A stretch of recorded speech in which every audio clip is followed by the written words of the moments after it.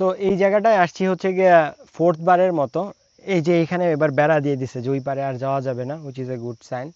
So এই জায়গাটায় বসে কথা বলতেছি একটা বিষয় নিয়ে। আমার অনেক দিন ধরে হচ্ছে কি কথা বলবো আমি ভাবতেছি, রিসেন্ট বেসিক্যালি 7-8 দিন ধরে, বাট সময় পাইতেছি না। সো আজকে রাইড ব্লগ করব না, সো ভাবছি এই জায়গাটায় বসে বিষয়টা নিয়ে কথা বলবো।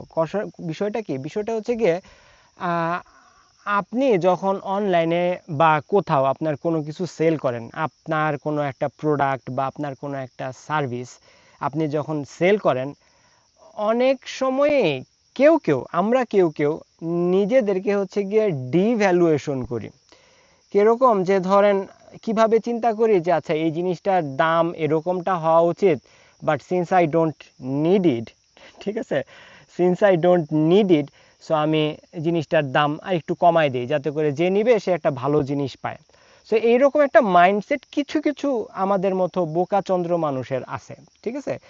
এইতে না আসলে ক্ষতি হয়, এতে করে আপনার নিজের ক্ষতি হয় এবং এটাতে বেসিক্যালি আপনার সেলফ এস্টিমেরও একটা বড় ধরনের ক্ষতি হয়, এবং এটা you should not do it. কেন you should not do it বলি, ধরেন জিনিসটা আপনার প্রয়োজন নাই, ঠিক আছে, জিনিসটা আপনার ইউজ হইতেছে না, বাট জিনিসটা কি ঠিক আছে? হ্যাঁ, জিনিসটা ঠিক আছে। জিনিসটা কি অথেন্টিক ছিল? হ্যাঁ, জিনিসটা অথেন্টিক ছিল। জিনিসটা আর কি যেই ভ্যালুর দামটা আপনি চাইতেছেন সেইটার দামের থেকে বেশি ডিজার্ভ করে? হ্যাঁ, কিছুটা বেশি ডিজার্ভ করে, কারণ সেম জিনিসই হয়তো আরও খারাপ কন্ডিশনে আরও অন্যরা এর থেকে বেশি দাম চাইতেছে। তাহলে আপনি যে আপনার জিনিসটার দাম কমায় দিলেন, এতে করে হয় কি, যারা কিনতেছে তারা কিন্তু অটোমেটিক্যালি একটা নেগেটিভ একটা ভাইব আপনার সম্পর্কে পাওয়া যায়, যে ও জিনিসটার দাম কম চাইছে, there has to be something wrong with that product or that service. So তখন হয় কি, আপনার জিনিসটার আপনার যেই দামটা আপনার পাওয়ার কথা, আপনি তো অলরেডি তার থেকে কম দামেই চাইছেন, মানুষজন তার থেকে আরও কম দামে কেনে, এবং কম দামে কিনে পরে হয়তো তারা রিয়েলাইজ করে তারা একটা ভালো জিনিস দিচ্ছে, they got a bargain. But একই সাথে আপনার সম্পর্কে কিন্তু এটাও ভাবে যে এই লোকটা হয় বোকা বা কিছু একটা সমস্যা আছে, বা হচ্ছে গিয়ে আপনার সম্পর্কে একটা উল্টা সিধা ভাবে। সো এই জিনিসটা আমি অনেকটাই করতে দেখি। যেটা করে তারা, সেটা হচ্ছে কি, একটা জিনিসের যে দাম আছে, যে দাম হওয়া উচিত তার থেকে 1.5 গুণ 2 গুণ বাড়ায় বলে। এটার পেছনে তাদের একটা জিনিস যেটা কাজ করে হয়তো, সেটা হচ্ছে কি, ধরেন ব্র্যান্ড ভ্যালু, ফেস ভ্যালু। যে ধরেন আপনি আমিনুল হাসান একটা সাইকেল চালাইছেন, ফ্রেম চালাইছেন 40,000 কিলো, সো এবং ফ্রেমটা কিচ্ছু হয় নাই, ফ্রেমটা একটা অথেন্টিক বাইরের দেশের ফ্রেম, ঠিক আছে। সো আপনি যে চালাইলেন, সো এই জিনিসটাতে ভ্যালু অ্যাড করছে, তাই না? ভ্যালু অ্যাড করার কারণে জিনিসটার দাম আরও বেশি হয়ে যাওয়া উচিত। এই মাইন্ডসেটে বাংলাদেশের অনেক মানুষজন চলে, ঠিক আছে। তাদের ইউজ জিনিসপত্রের দাম হচ্ছে গিয়ে নিউ জিনিসপত্রের দামের অলমোস্ট সমান সমানই থাকে। হয় কি, এতে করে তারা জিনিসটা যেই দাম ডিজার্ভ করে তার থেকে বেশি দামে বিক্রি করতে পারে। হয়তো তারা যেই দামে, এটা দেখছেন একটা কি বলে, একটা প্রজাপতি, এই প্রজাপতিটা আমার হ্যান্ডেল বারেও বসছিল। সো যেই দামটায় তারা হয়তো হয়তো চাইছে, সেই দামে না পাইলেও যেই দামটা হওয়া উচিত তার থেকে বেশি দামে বিক্রি করে। কারণ হচ্ছে, একে তো আপনি দাম বেশি চাইছেন, দাম বেশি চাওয়াতে মানুষজনের মাঝখানে যেটা মনে হয় যে যেহেতু দাম বেশি তার মানে জিনিসটা নিশ্চয়ই ভালো, এই একটা মাইন্ডসেট আমাদের মধ্যে কাজ করে। সো এইভাবে আসলে দুনিয়াটা চলে। সো আপনি যদি ওই যে জনস্বার্থে ব্র্যাক হয়ে যান, বা হচ্ছে কি ভাবেন যে আপনি মানুষের হেল্প করবেন এবং জিনিসের পত্রের দাম যেমনটা হওয়া উচিত তার থেকে একটু কম দামে বিক্রি করে মানুষের একটু উপকার করবেন, এতে করে মানুষজন আপনার ভোদাই বানাবে এবং দিন শেষে আপনি কিন্তু লসের মধ্যেই থাকবেন, ঠিক আছে। এতে করে হয় কি, যে আপনার জিনিসটা আপনার ভালো একটা জিনিস, একে তো আপনার ফেস ভ্যালু আছে, বাট আপনি ওই ফেস ভ্যালুর জিনিসটা কাজে লাগাইতেছেন না। আমার মনে হয় ইউ শুড নট, বাট দুনিয়াতে এখন সবাই তাই করে। আর সেকেন্ডলি হচ্ছে গিয়ে আপনি ঠকতেছেন, যেহেতু জিনিসটা বেচার বেচার উপরে আপনার জীবন নির্ভর করতেছে না, তাহলে আপনার ভালো একটা জিনিস আপনি কেন কম দামে বিক্রি করবেন? এতগুলা কথা কেন বললাম, কারণ হচ্ছে গিয়ে রিসেন্টলি আমার এক ছোট ভাই আবির, তার একটা চাইনিজ ফ্রেম যেটা দিয়ে 17-18 হাজার কিলোমিটারের মতো চালায় ফেলছে। এই জিনিসটা, এই ফ্রেমটা 2022 সালে মনে হয় ফ্রেমটা চাইনিজ আরএমবিতে কিনলে 30,000 টাকা বাংলাদেশি টাকায় পড়তো। সো ও এই জিনিসটা ফ্রেমটা 30-32 হাজার টাকা দিয়েই কিনছে, বা ওরা এরকম দাম দিয়ে কিনে পরে বিল করছে, বিল হয়তো 1 লাখ টাকার বিল ছিল বাইকটা। সো এখনও ফ্রেমটা মনে হয় সেল করার চিন্তা করতেছে। ও অনলাইনে বিক্রির পোস্ট দিছে হচ্ছে কি 20 না 22 হাজার টাকায়, which definitely is a wrong strategy. কারণ আপনি যখনই, বিকজ ফ্রেমটার মধ্যে কোনো ভুল নাই, ফ্রেমটার মধ্যে কোনো ক্র্যাক নাই, ফ্রেমটা একটা হালকা ফ্রেম, 990 গ্রামের একটা কার্বন ফ্রেম সেট, ঠিক আছে। ফ্রেমের ওজন 990 গ্রাম, ফর্কের ওজন 330 গ্রামের মতো। সো এইটা ধরেন একটা যে কোনো ওয়েস্টার্ন ব্র্যান্ডের সাথে আপনার রাইট ফিলে টক্কর দিবে, ঠিক আছে। আমি চালায় দেখছি, সো ফ্রেমটা ভালো। সো এই ফ্রেমের দাম 30,000 টাকা দিয়েও কিনছে, ঠিক আছে।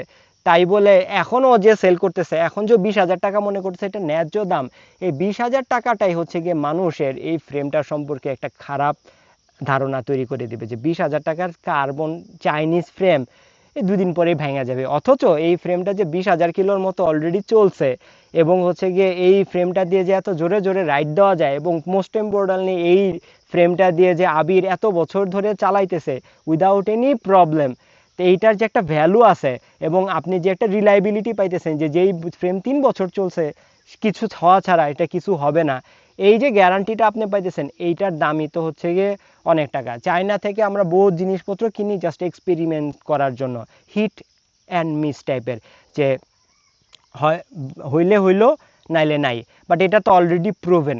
সো আবির এখানে যেটা ভুল করছে, ওর এই ফ্রেমের দাম চাওয়া উচিত ছিল 50,000 টাকা, ঠিক আছে, বা 45,000 টাকা, তাহলে ডেফিনেটলি ওই ফ্রেমটা 30,000 টাকার উপরে বিক্রি করতে পারতো। বাট এই যে মাইন্ডসেটটা, এই যে বোকামি মাইন্ডসেটটা, এই বোকামি মাইন্ডসেটটার কারণে কিন্তু ওই ফ্রেম বিক্রি করতে পারতেছে না। সো এইটাই আমার আসলে ভাবাইলো, যে আপনি আপনার যেই জিনিসটা আপনি জানেন, যে জিনিসটা ভালো, যে জিনিসটা প্রুভেন, আপনি জানেন জিনিসটার মধ্যে কোনো ইয়ে নাই, 2 নাম্বারই নাই, জিনিসটা টপ নচ কোয়ালিটির, কেন আপনি এটা কম দামে বিক্রি করবেন? সো আপনার যে প্রোডাক্টটা মনে করেন হচ্ছে আপনি জানেন এটা ভালো, এটা অথেন্টিক, এটা প্রুভেন, ঠিক আছে, এই প্রোডাক্টের মধ্যে কোনো অসুবিধা নাই, এবং এটা বেচার উপরে আপনার বাঁচা মরা ডিপেন্ড করতেছে না, তাহলে আপনি ওই জিনিসের দাম কমায়া কেন হচ্ছে গিয়ে নিজে লস খাইবেন এবং হচ্ছে গিয়ে নিজেরে ছোট করবেন?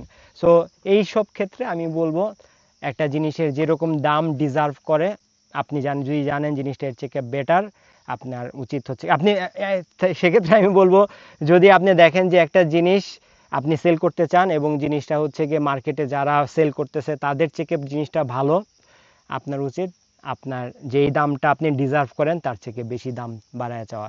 এইভাবে আমার পরিচিত সবাই হচ্ছে গিয়ে জিনিসপত্র সেল করে এবং হচ্ছে গিয়ে লস খায় না। সো বাট আমরা যারা হচ্ছে গিয়ে মনে করি যে না এই দামটা ফেয়ার না, এই দামটা ফেয়ার, তারাই আসলে ইভেনচুয়ালি লস খায়। সো এই জন্য আমি আমার একটা প্ল্যানের কথা শেয়ার করি, ঠিক আছে, যেই plan I am never gonna do, but it's my plan. Alright, so যেটা আমি আমার প্ল্যানের কথা বলছিলাম ওই জায়গাটা থেকে চেঞ্জ করে এই জায়গায় আসলাম। So technical issues. সো যে আমার একটা সময় বাইক ফিট করার ইচ্ছা আছে, ঠিক আছে। সো বাইক ফিট আমি আসলে বেসিক্যালি নিজের জন্যই করি বা নিজের জন্যই করব। বাট আমি যদি কখনো ধরেন কমার্শিয়ালি টাকা নিয়ে মানুষের বাইক ফিট করি, এইটার প্রাইসিং আমি করব এক্সট্রিম, লেটস সে 15,000 টাকা, 20,000 টাকা। কয়জনের বাইক ফিট আমার দিয়ে করাবে? একজনও না। আমি একজনের বাইক ফিটও করতে চাই না, but it won't be cheap, because ভালো জিনিস চিপ হইতে পারে না, ঠিক আছে। সো আপনি ধরেন যদি দেখেন যে একজন বাইক ফিট করাইতেছে 5,000 টাকায়, আপনি করলেন কি আপনার দাম কমায় দিলেন, আপনি জানেন ওর থেকে আপনি বেশি জানেন, ওর থেকে আপনার এক্সপিরিয়েন্স বেশি, বাট আপনি আপনার দাম কমায় দিলে 3,000 টাকা করে দিলেন, 2,000 টাকা করে দিলেন, হবে কি যে মানুষজন ভাববে ওরটা 2,000 টাকা, ওরটা 5,000 টাকা, 5,000 টাকারটা has to be good, but it's never that. So I would rather never fit a bike for 15,000 টাকা, কেউ আমার কাছে না আসুক, but the pricing has to be 15,000 টাকা। So that's the thing that I have learn from life, যে দুনিয়াতে আপনি হচ্ছে গিয়ে নিজেরে সস্তা করবেন না, নিজেরে সস্তা করলে আপনি দাম পাইবেন না, ঠিক আছে। সো ভিডিওর বেসিক্যালি আমার লেসন হচ্ছে গিয়ে এটাই, যে হচ্ছে গিয়ে আপনি যদি জানেন আপনার প্রোডাক্ট ভালো, আপনার সার্ভিস ভালো, don't sell it for cheap, ঠিক আছে, don't sell it for cheap, because people will take you for granted, ঠিক আছে। ভিডিও এখানেই শেষ। সিরিয়াস ভিডিও আরও বানাবো, রাইডে আইসা এই কয়টা কথা ভাবছিলাম বলবো, ওই জায়গাটা থেকে উৎসরে এখানে দাঁড়াইলাম। এখানে ভিজিবিলিটি আর একটু বেশি থাকলে আপনি দেখতেন কত সুন্দর জায়গাটা, বাট ইট ইজ ভিডিও শেষ।